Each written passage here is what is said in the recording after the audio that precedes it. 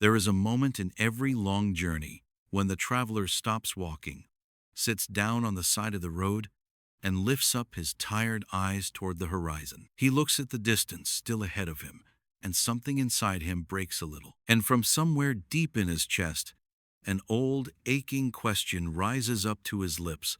How far now? How much more? Can I even make it? If you are listening to me tonight, I know you have asked yourself this question. Maybe you asked it this morning in the mirror. Maybe you asked it last night before you slept. Maybe you have been asking it silently for months or even years, every single time you look at your dreams and they still seem impossibly far away. And tonight, I do not want to tell you to keep looking forward. I do not want to give you another speech about the road ahead, because I believe with everything I have that most of us are exhausted for one simple reason. We have been staring at the wrong direction for far too long. Tonight, my friend, I want you to turn around. I want you to look behind you, because the real fuel for the road ahead is hidden in the road behind, and almost nobody stops long enough to collect it. Let me tell you about a man who was drowning in the middle of his own journey. He was tired. He had been walking, working, sacrificing for years. And every day when he looked forward, the destination seemed no closer. Every day the question inside him grew louder. How far now? Will I ever get there? And every day he answered that question by walking harder, running faster, pushing more, but never once did he look behind him. Then one afternoon, in the middle of an ordinary day, an old friend saw him from across the street. This was a friend who had not seen him in 5 long years. And the moment that friend recognized him, his face changed. He rushed over, stared at him with wide, shocked eyes, and said, "Brother, do you have any idea how much you have changed? Do you have any idea who you have become?" And the man froze, because in that single sentence, he realized something devastating. He had been so obsessed with looking forward that he had completely forgotten where he had started. He had traveled a huge, invisible distance, and he had never once stopped to acknowledge it. This is turning point 1, and I need you to feel it in your bones tonight. When you only look forward, your progress will always look small, because you are always measuring yourself against what is still missing. But when you look backward, you finally see the truth. You are not the same person who began this journey. You have already crossed rivers that once seemed like oceans. You have already climbed hills that once seemed like mountains. The person you are today would be a hero to the person you were 5 years ago, and you have never given yourself even a single moment to recognize this. That night, the man went home. Something inside him could not settle. He walked into his room and opened a cupboard he had not touched in years, and from the very back he pulled out a dusty old diary 3 years old. He sat on the floor and opened the very first page, and there, in his own younger, hopeful handwriting, was a single line. "I wish I could speak with confidence in front of people." He blinked, because that morning, that exact same day, he had stood in front of a full room and spoken with a voice that did not shake. He turned the page. The next entry read, "I wish I had a small income of my own." And today, he was running an entire business. He turned again.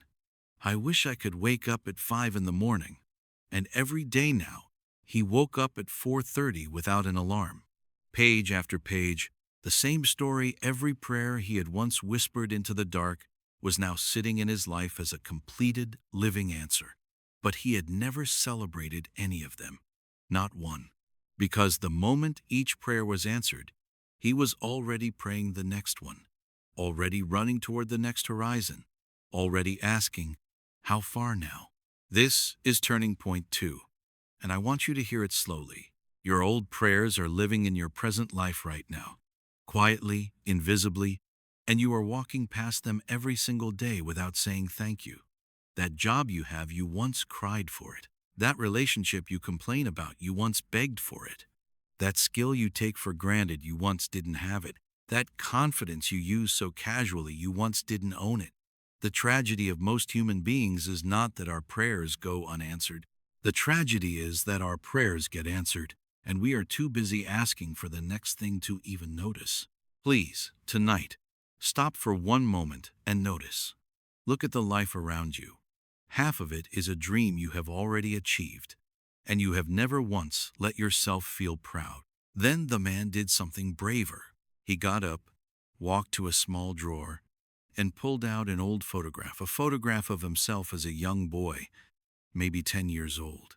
He looked into the eyes of that little boy, and what he saw broke his heart in the most beautiful way. He saw a child who was afraid to speak in class, a child who used to cry into his pillow because he felt invisible, a child who used to whisper into the dark, "I don't think I will ever be anything."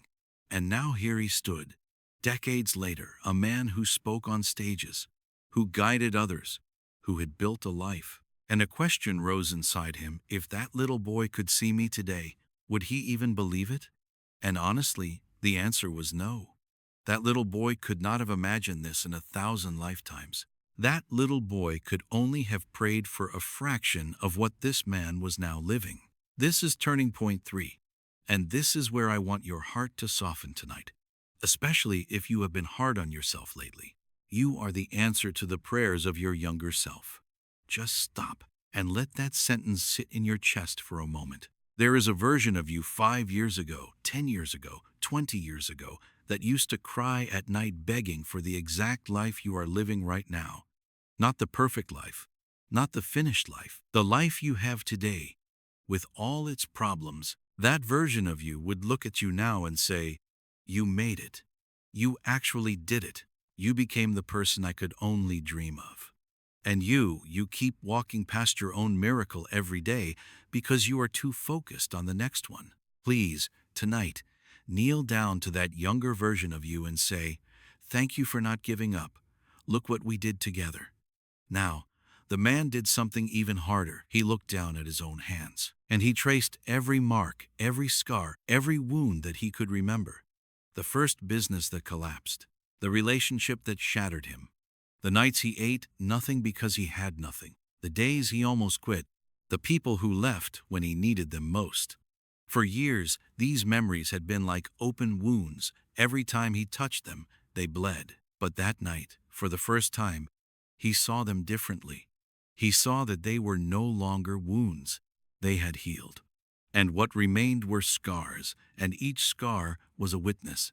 Each scar was a proof of a battle he had survived. Each scar was a page from a book he had written with his own suffering. This is turning point 4.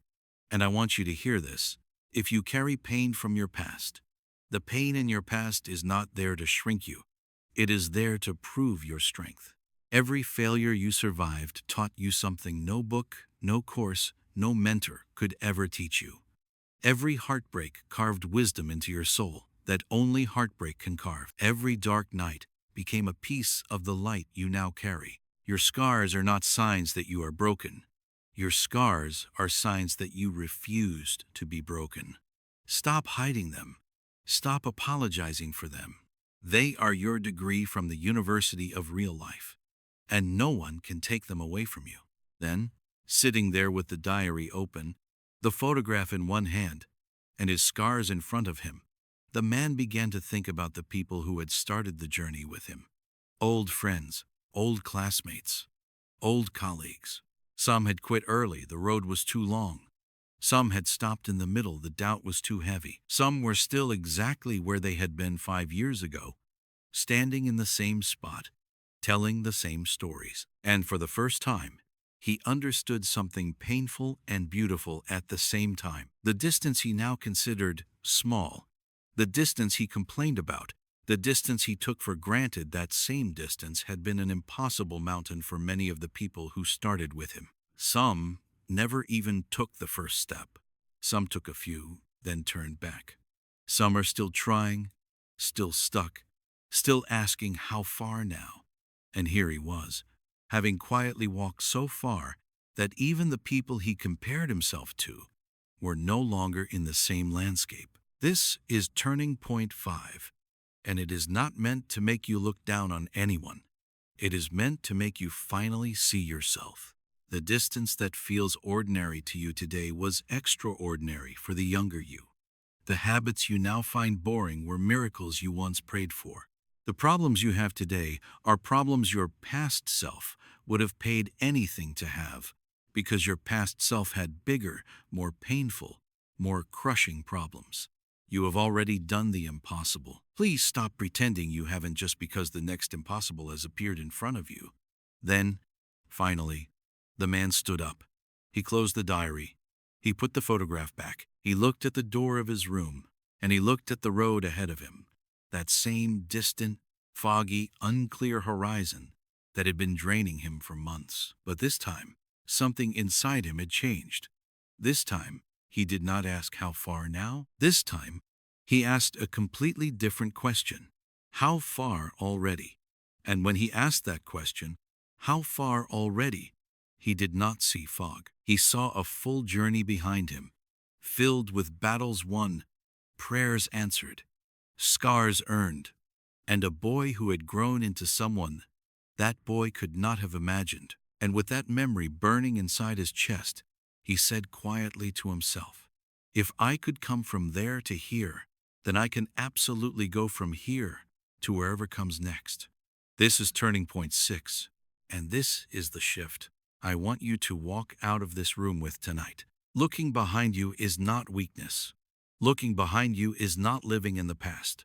Looking behind you is a strategy. Every look back is a certificate that you have already crossed distances you were told were impossible, and therefore you are qualified, you are proven, you are entitled to attempt the next distance too. The road ahead is not asking you to prove yourself from scratch. You have already proven yourself.